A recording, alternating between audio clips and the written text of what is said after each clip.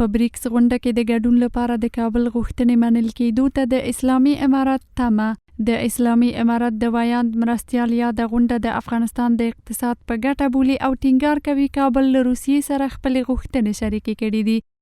بریکس یو مهم اقتصادي فورم ده او په دې کې د نړۍ د سترو منابعو او سرچینو لرونکي اقتصادي هیوادونه عضویت لري. افغانستان چون مخ پر ودې او د اقتصادي پراختیا په حال کې هیواد ده. د افغانستان لپاره دا ډیره مهمه ده چې په دغه اقتصادي ناستو کې حضور پیدا کړي. د افغانستان اسلامي امارت لیوالتیا لري چې په بریکس راتلونکي فورم کې حضور ولري.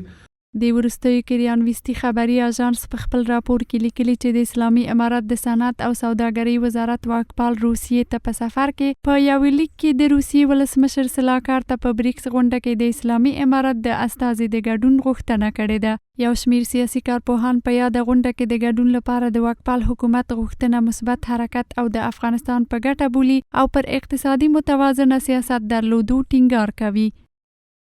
کشور ما با کمک‌های اقتصادی جهان اشد ضرورت دارد.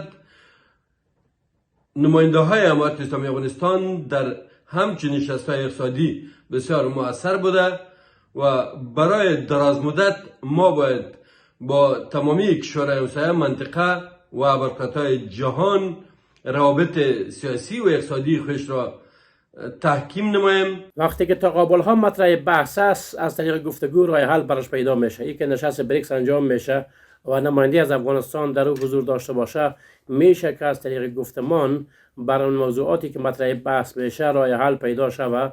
د بریکس غونډه د روان زیږدیز کال د اکتوبر د 22 نیټې څخه تر 24 پورې د روسیې د کازان ښار کې به ترسره شي. په پام کې ده چې په دې غونډه کې د بریکس غړي د نویو هیوادونو د یوځای کېدو او د سیمې او نړۍ د اقتصادي مسایلو په تړاو خبرې وکړي.